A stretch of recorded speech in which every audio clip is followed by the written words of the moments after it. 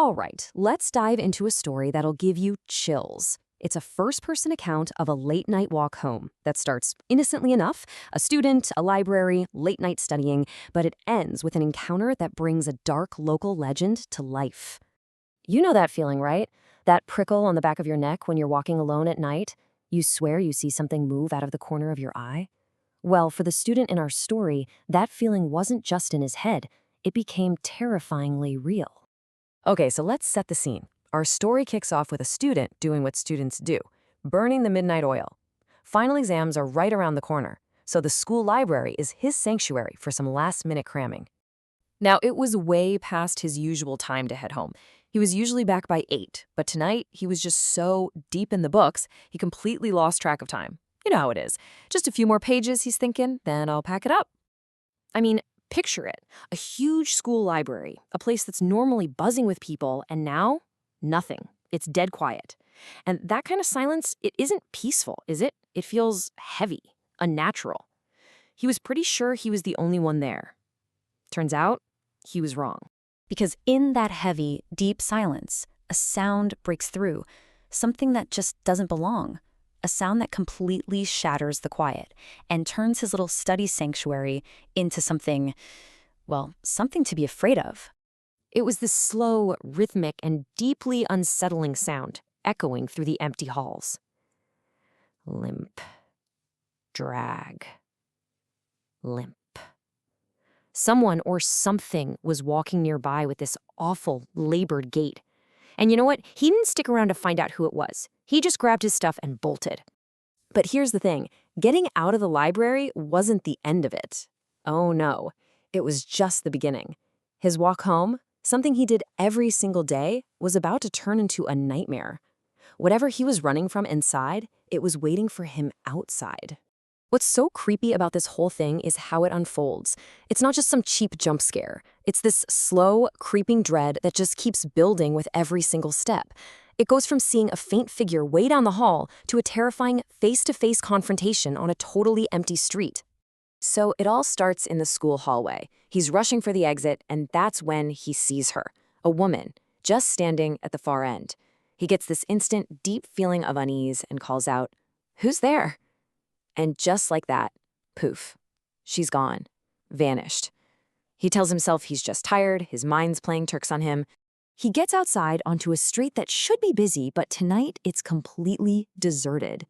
He's walking with his head down, just exhausted and freaked out, and then he sees it. A shadow stretching towards him on the pavement, but there's no one there to cast it. He looks up, and boom, she's right in front of him. And listen, this wasn't just some ordinary person.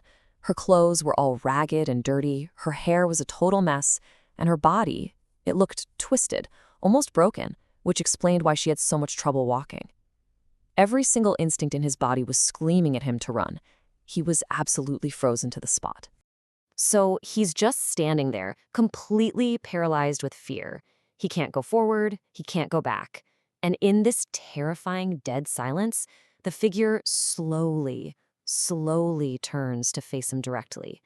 And then she speaks. I mean, can you even imagine? After being silently stalked, this terrifying figure asks him this perfectly calm, simple question. It's so jarring, so completely out of nowhere that it just short-circuits his entire brain.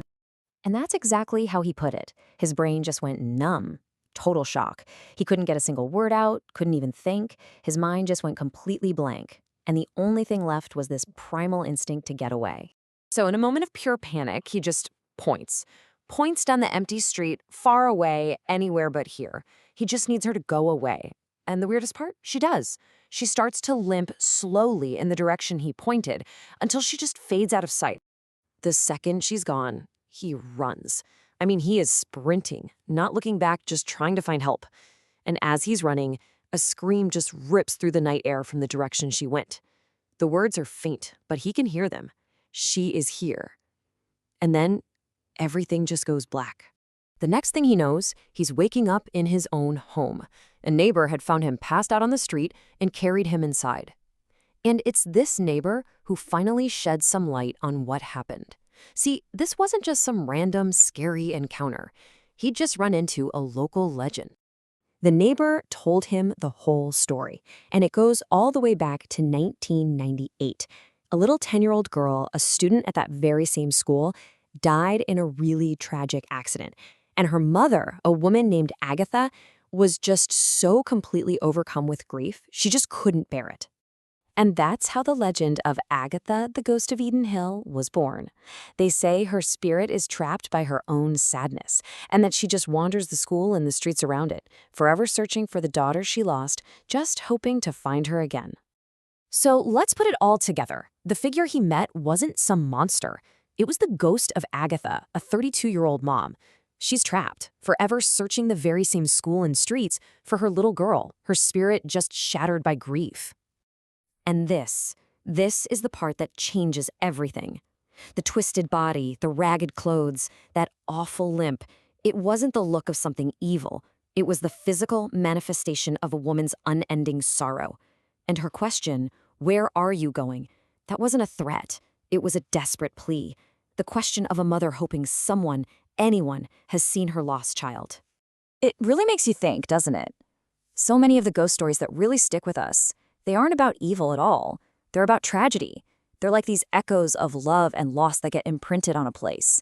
And maybe, just maybe, what we're so afraid of in the dark is just a sad story waiting for someone to finally understand.